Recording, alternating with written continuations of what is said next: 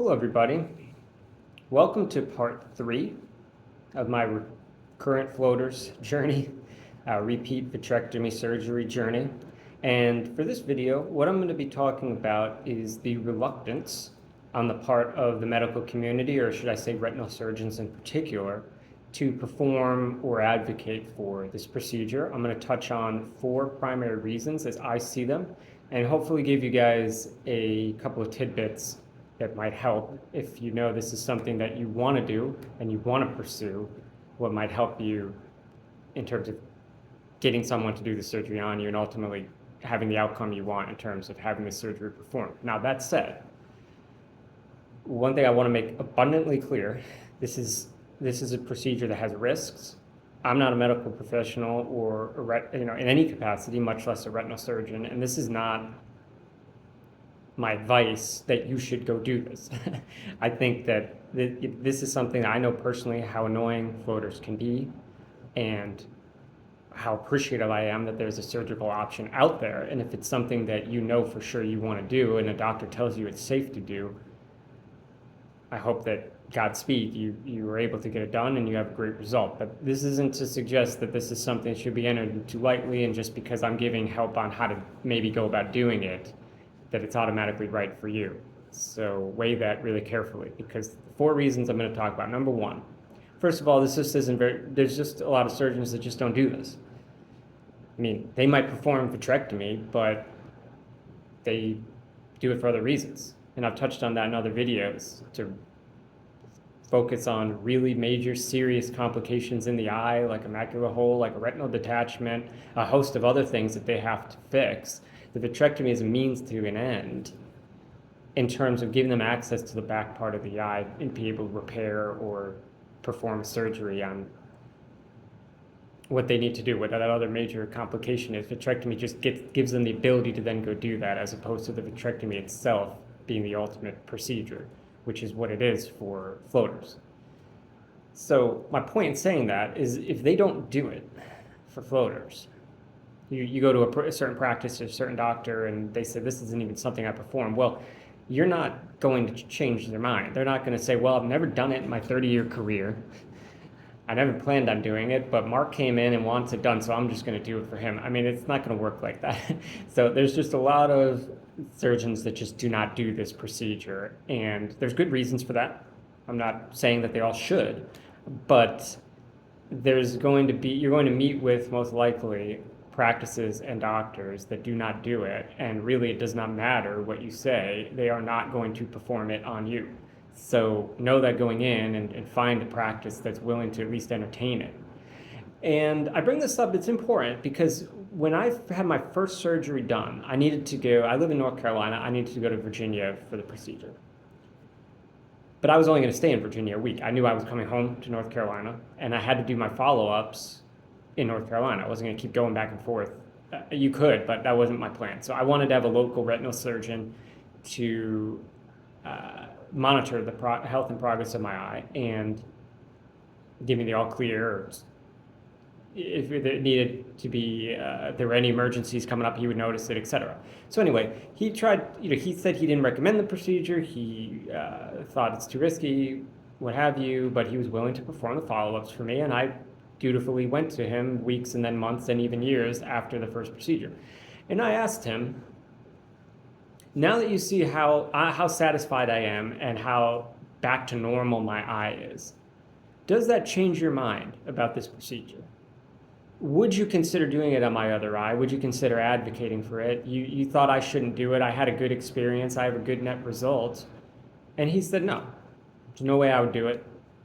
Doesn't matter. So he said no going in. He has a case study of one on how successful it was, but it didn't matter to him. And I'm not saying that it should, but my point being is, it doesn't matter what evidence you give these people. They might not choose to perform this procedure, and there's nothing that's going to change that. So it's not in his repertoire. So that's that. So that brings me to reason 2, though. So some of them just don't perform it as a matter of practice. Not every surgeon can do every surgery. But number 2 reason is, there are risks involved, and you are likely to encounter probably the majority, if not the vast majority. When I say probably, absolutely the majority, but probably the vast majority of retinal specialists, as well as eye ophthalmologists and eye doctors in general, that do not feel the risks outweigh the benefits in this procedure. So it's not even a matter of them not doing it or them not being skilled enough to do it. They don't feel that floaters is a problem or a disease worthy of surgical intervention. And I can get into why that is, but I don't want to make the video 3 hours long. So just, you all probably know this from investigating videos and from reading up on the internet, and that there are major risks and of complications during and after this surgery to this procedure. And they view floaters as benign problem, or not even a problem, just a benign issue, and one that is not warrant an escalation to surgery. So they're just not going to do it. And even in a severe case, they'll probably refer you to somebody else to maybe entertain it. So that's number 2. And that brings me to number 3. Why don't they view it as a major problem? One is that it's not really harming your eye. I mean, first and foremost, that's the main reason. It's extremely annoying. As I look out the window here in my office, I can see them. It's bothersome as heck, and I'm pursuing an option to try to get rid of them. But other than being annoying and obstructing your vision, they're not harming your eye. They're not harming you. Surgery could. Surgery could result in major complications and do permanent damage to your eye, whereas flat floaters are not going to. So that's a valid reluctance to do it. But beyond that, they also don't have a great way of measuring how bothersome the floaters are to your eye. So, and I get this is really number 4. So there's an inability to measure this. So when I come in and I say I have floaters, they might think I just have little specks in my eye, a couple. They don't know if it's major cobwebs and vice rings covering the entirety of my vision, both eyes, etc. I mean, you could tell them, but they can't really verify it. They might go in and do an exam. They might see a couple floaters. They don't necessarily know how bothersome it is to you. I had one surgeon look at me. He couldn't even see the floaters in my eye at all. He didn't think I really had a problem. I said, I can't believe that. It's my entire vision. This is when I had both eyes basically clouded with floaters. I said, how can you not see that? If I'm not a severe case, who is? I mean, it was my entire eye. And he basically, I'm not going to say he thought I was making it up, but he could not tell them. And I think the reason, could not see them. I think the reason is partly they were so close to my retina, they were kind of blocked from his view in a way. And I asked him that, he said that's possible. But basically, they're relying on you to indicate what your symptoms are so they can gauge how serious it is. And it's just really difficult for them to just really understand how bothersome it is for you, especially since everybody's tolerance is different, how obtrusive these floaters are and whether it's warranted to pursue surgery on. I mean, they're kind of in the dark a little bit on what you're suffering from and whether or not it warrants procedure. And they essentially will take a conservative approach and say it's probably not warranted in this case because what evidence do they have to go on? And that's really where it comes down to my recommendations is, now, again, might not change their mind, but really, really emphasize how this is impacting your daily life. Have trouble reading, have trouble driving. Maybe in your professional capacity, you need clear vision. I couldn't imagine a police officer, for example, having floaters if you need to shoot a gun and it's in your vision. I don't know how that's going to work. You basically have to quit. For me, I'm on the computer a lot. I read a lot of paper. I'm an accountant. So you can probably extrapolate that. I'm bothered all day by it when I'm looking at the screen or looking at sheets of paper trying to write things. It's extremely bothersome. So correlating it back to how it impacts your daily life is huge. Not just the activities that it interferes with, but perhaps also your mood. I know it's quite depressing for me. There's things I just don't want to do because I'm going to have to be struggling with the floaters all the time. You're going out to the beach, for example. It's a great example. I mean, when I had the surgeries done and I was mostly floater free, I couldn't believe how much I enjoyed going to the beach again. just because, I mean, the sand, the bright light, the ocean, I mean, that's a floater's worst nightmare, sufferer's worst nightmare. And then to have kind of clear vision, you could just enjoy it in a way that you just couldn't before. What I would also say, really to emphasize that, I'm gonna give you a great example actually to kind of wrap up the video. I know we're at the 10-minute mark. I met with a retinal surgeon almost 10 years ago. He did vitrectomy. He didn't really do vitrectomy for floaters, but he had done it, but very sparingly, and ruled me out immediately and said, I'm not gonna do it for you. I was too young. He didn't think symptoms warranted it, etc. He basically said he was trying to emphasize with me. He's trying to exhibit some empathy by saying, I know what you're going through. I have an eye floater.